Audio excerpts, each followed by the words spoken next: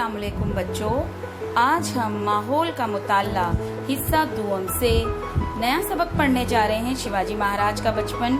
इससे कबल हम शिवाजी महाराज की पैदाइश से पहले का महाराष्ट्र पढ़ चुके हैं। उसके बाद हमने संतों की तालीमात ये सबक देखी। उसके बाद मराठा सरदार भोसले का बहादुर और काबिल खानदान इस सबक को भी हमने पढ़ा। तो आज जो हम सबक पढ़ने जा रहे हैं वो है शिवाजी महाराज का बचपन। वो जमाना बड़े इंतशार का था। शुमाल की जानिब से मुगल बादशाह शाहजहां ने दक्कन को फतेह करने के लिए एक बहुत बड़ी फौज रवाना की थी। पूना शाहजी राजे की जागीर में था। बीजापुर के आदिल शाह ने उसे तबाह व बर्बाद कर डाला था। शाहजी राजे के लिए ये बहुत परेशानी का जमाना था। आगे कुआं पीछे खाई, भागदौड़ शाहजी राजे की जिंदगी का हिस्सा बन गई थी। इसी जमाने में उनकी बीवी जीजाबाई हामिला थी। इस अफरा तफरी और भागदौड़ में शाहजी राजे बहुत परेशान थे कि वो अपनी बीवी जीजाबाई को कहाँ रखे।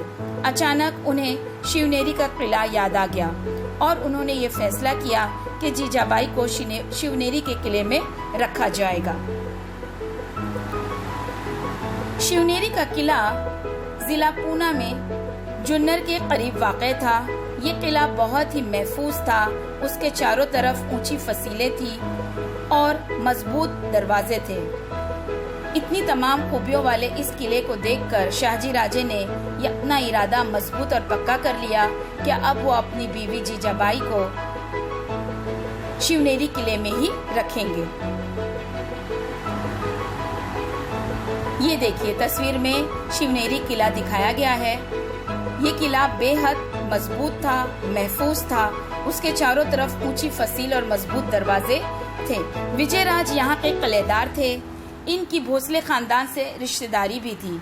विजयराजे ने जीजाबाई की हिफाजत की जिम्मेदारी कबूल की थी।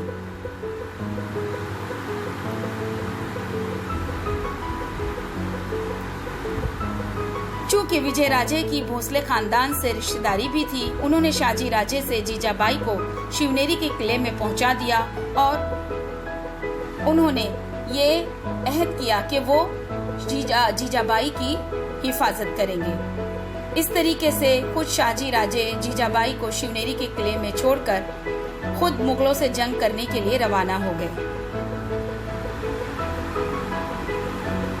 फाल्गुन विद्य तृतीया शके 1551 मुताबिक 19 फरवरी सन 1630 को वो सुनहरा दिन तुलू हुआ। शिवनेरी के नकार खाने में शहनाई और नौबत बज रही थी। ऐसी अच्छी घड़ी में जीजाबाई ने एक लड़के को जन्म दिया।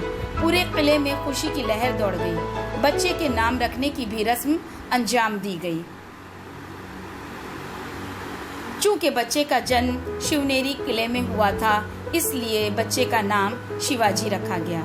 शिवाजी महाराज की उम्र के इब्तदाई 6 साल बहुत परेशानी में गुजरे थे, मगर इस परेशानी में भी उनकी माँ जीजाबाई ने उन्हें उम्दा तालीम से नवाजा, क्योंकि शाहजी राजे उस वक्त मुसलसल जंगों में मसरूफ थे।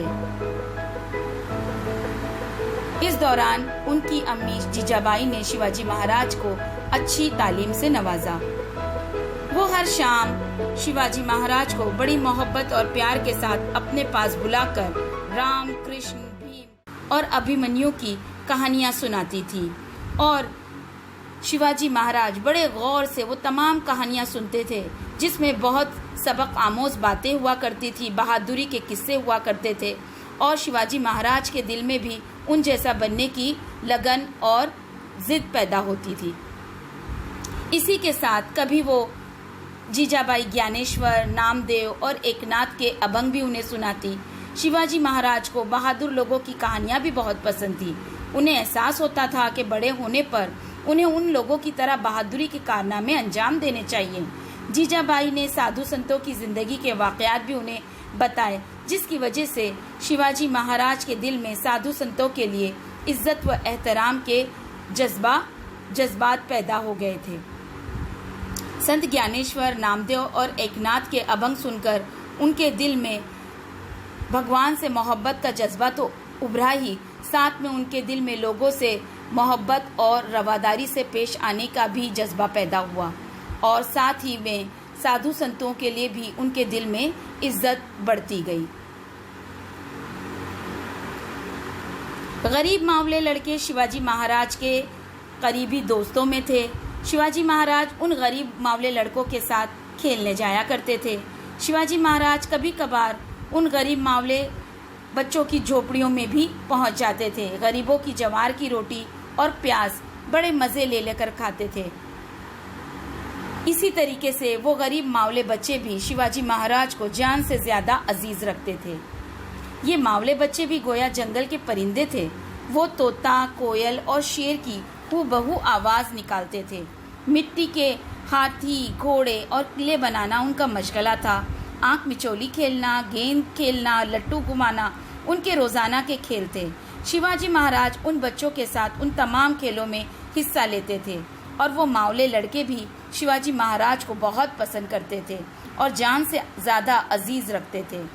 शाहजी राजे निज़ाम शाही सल्तनत में ज़रूर लौट आए थे, लेकिन यहाँ उन्हें इत्मीनान नसीब नहीं हुआ, क्योंकि निज़ाम शाह खुद बहकावे में आने वाले और उजरत पसंद शख्स थे।